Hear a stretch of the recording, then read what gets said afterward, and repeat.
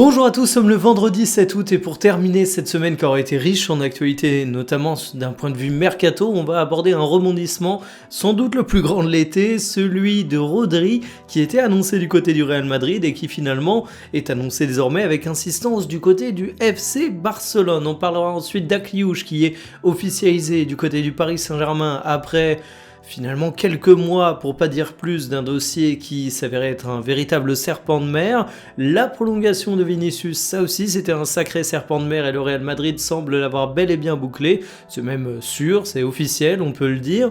On ira du côté de la télévision, des droits TV, du business, mais toujours de Espagne pour parler des droits de la Liga. Et puis, comme à chaque journal, j'ai l'impression, on va faire un petit point sur la situation marseillaise, mais à travers le prisme de la vente de Medina, qui s'avère assez intéressante pour les Olympiens. Installez-vous confortablement et bienvenue pour le journal du jour.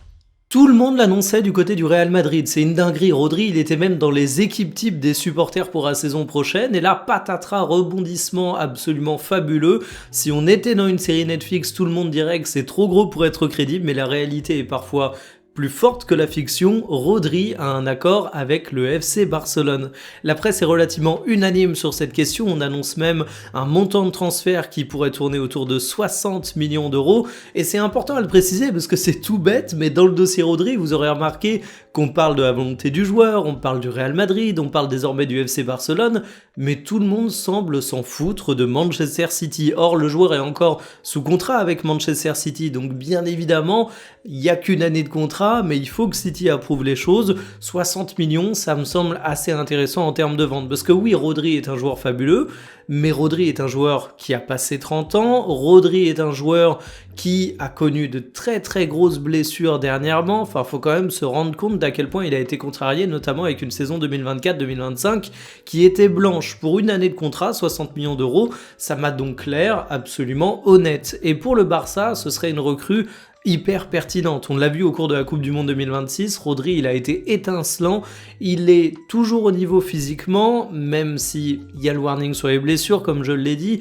et il incarne un petit peu ce joueur qui est capable de donner toute sa plénitude à une équipe qui joue un jeu de position. C'est également un joueur qui est dominant dans les airs, donc quand tu recrutes Rodri, tu as l'assurance d'avoir un mec qui peut faire passer un niveau à ton milieu de terrain. Et justement le Barça, eh bien ils vont devoir faire quelques arrangements au milieu de terrain. Il y a De Jong qui s'est blessé, il risque d'être indisponible pour pas mal de temps, mais quand je regarde le milieu du FC Barcelone, avec des joueurs comme Pedri, comme Gavi, comme Fermin Lopez, comme Casado, je me dis que ça faisait déjà pas mal de monde. Si tu ajoutes Rodri à ça, ça va être très compliqué pour De Jong. Mais bon, à un moment, les Barcelonais, ils step up. J'ai juste envie de dire félicitations. Enfin, Akliouche est officiel au Paris Saint-Germain après 2 ans de feuilleton. Et ouais, je dis bien 2 ans, parce que si vous avez l'impression que ça traîne déjà depuis pas mal de temps au cours de ce mercato estival, faut pas oublier que le Paris Saint-Germain était déjà intéressé au cours de l'été dernier, mais Monaco réclamait alors 70 millions d'euros. On peut dire que la prudence et la patience de Paris ont payé. C'est un petit peu comme Kvaratskhelia qui aurait pu partir pour bien plus au cours de l'été et qu'ils ont eu pour un peu moins cher au cours de l'hiver. Et bien ici, on parle de 50 millions d'euros pour Magnès Akliouche. Ça reste une vente satisfaisante pour Monaco puisque Paris a négocié bec et ongle chaque petit centime, mais c'est la somme que voulait Monaco durant cet été. Alors Akliouche pour le Paris Saint-Germain, c'est quand même une piste qui est hyper intéressante. Il coche absolument toutes les cases du cliché de recrue Paris Saint-Germain.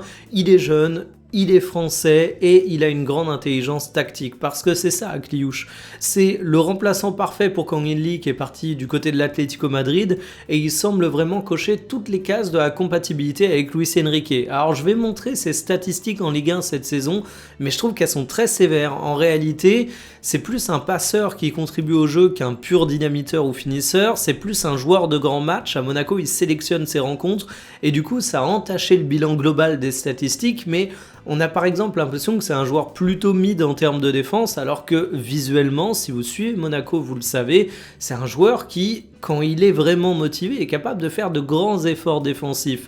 Il a une intelligence tactique, il a une très très bonne technique, il a cette capacité à faire les efforts pour l'équipe, à jouer collectif.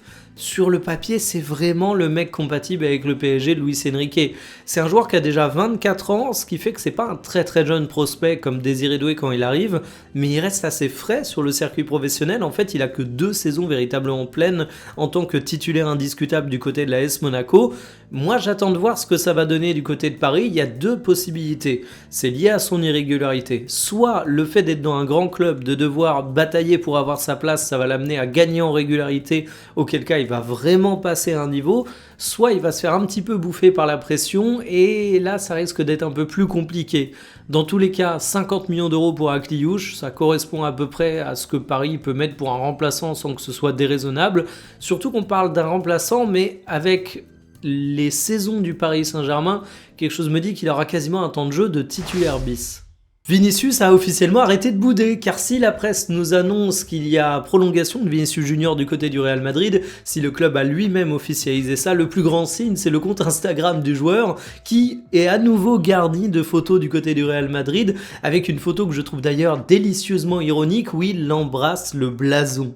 Faut pas trop en faire mec, tu passes de je supprime l'intégralité des photos que j'ai liées au Real Madrid à une photo où j'embrasse le blason, c'est quand même un petit peu too much. Et d'ailleurs on peut remercier Fabrizio Romano du côté du Real Madrid qui est jamais le dernier quand il s'agit d'être le passe-plat de la communication des clubs et qui nous explique dans le plus grand des calmes que finalement Pérez a toujours voulu le garder, le joueur a toujours voulu rester, c'est à se demander pourquoi il y a eu des mois de négociations âpres.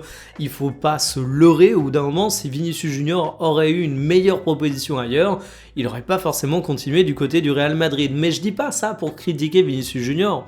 Moi je trouve que Vinicius Junior c'est le grand gagnant de cette histoire. J'ai juste envie de lui dire bravo parce que finalement il a obtenu un contrat de 6 années avec un salaire absolument monumental et le peu qu'il a réduit sur ses prétentions salariales c'est tout simplement parce qu'aucun autre club ne lui proposait autant. On a notamment Romain Molina qui a avancé là-dessus, donc ça veut quand même dire qu'il a fait un vrai braquage en termes de négociation du côté du Real Madrid. Donc bravo à Vinicius, c'est le jeu, il était en fin de contrat, les clubs ne te font aucun cadeau, donc t'as raison en tant que joueur de faire aucun cadeau au club non plus.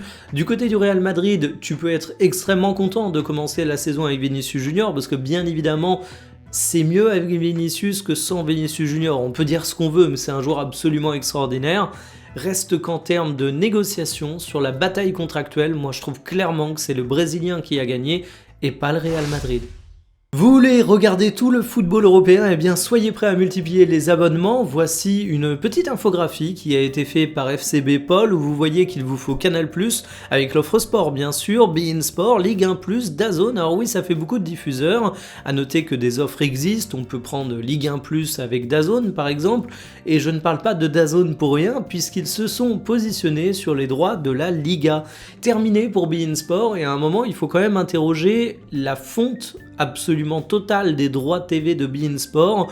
On dirait un glacier avec le réchauffement climatique parce qu'à une époque ils avaient absolument tout et désormais tu te rends compte que le calcul il est plus fait sur la rentabilité des investissements et qu'on n'est plus du tout à l'ère où beIN Sport achetait tout sans réfléchir pour s'imposer sur le marché français. Ce qui est intéressant dans cette récupération des droits de DAZN, c'est qu'on a également Disney+ qui les récupère, mais les droits de la Liga ne seront pas fragmentés en France. Ça veut dire que vous pouvez tout regarder sur DAZN, vous pouvez tout regarder sur Disney+.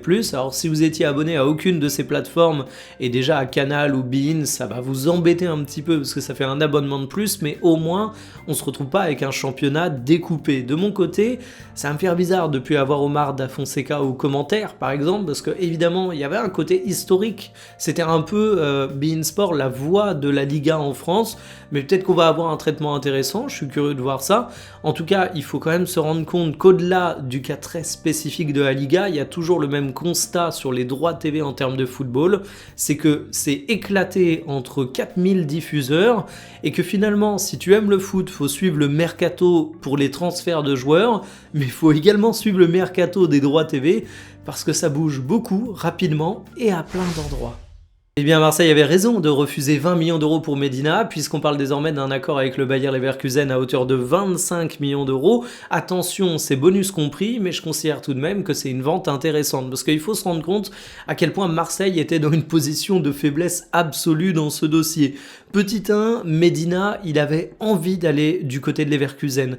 Et quand t'as un joueur qui est extrêmement motivé à aller dans un club précis et que t'es un club vendeur, ça fait généralement pas trop tes affaires. Et petit 2, tout le monde est au courant que l'OM est fauché, c'est de notoriété publique dans le monde du football, donc bien évidemment, tu sais que Marseille est un petit peu en position de faiblesse, que tout est à vendre et que du coup, ils sont un petit peu obligés d'accepter ce qu'on leur propose. Mais ici, ils n'ont pas lâché et ils ont bien fait. Alors quand on revient sur le facteur sportif, c'est quand même étrange de se dire que le mec est évacué après seulement une saison du côté de l'Olympique de Marseille, et finalement, ça confirme bien que tout est à vendre, qu'aujourd'hui, tu fais table rase de ce qui a été fait dans le passé. J'aurais pas tendance à charger la direction actuelle, parce que finalement, ils ramassent un petit peu les pots cassés du passé et de la gestion précédente de l'Olympique de Marseille, mais si c'est une belle vente, que je suis content pour les finances de l'OM, parce que de toute façon, il y a besoin de ça, je m'interroge sérieusement sur quelle gueule aura l'équipe l'année prochaine. On peut d'autant plus se poser la question qu'on sait que les arrivées sont conditionnées aux ventes, donc à risque de traîner, donc il va y avoir un suspense jusqu'au bout. Bonne chance, hein, surtout qu'on a un nouvel entraîneur, Genesio, qui va se retrouver face à un gros challenge. Terminé pour le journal du jour, je sais qu'on a beaucoup parlé du Real Madrid dans ce journal, mais c'est pas pour rien que j'ai beaucoup axé le recrutement de Rodri sous l'angle FC Barcelone, enfin le futur recrutement, parce que cet après-midi j'ai envie de vous faire un point un peu sur le Real. Oui, je parle beaucoup du Real en ce moment, mais t'as Diomande qui est confirmé, vous avez vu les chiffres passer, on reviendra dessus dans la vidéo, t'as Vinicius Junior qui est donc confirmé en prolongation, on vient d'en parler, mais tu loupes Rodri. Et en fait au moment de faire un petit peu le constat de ce mercato, la prise de température globale, même s'il n'est pas terminé, bah tu réussis Diomande, tu réussis Vinicius Junior, tu rates Rodri.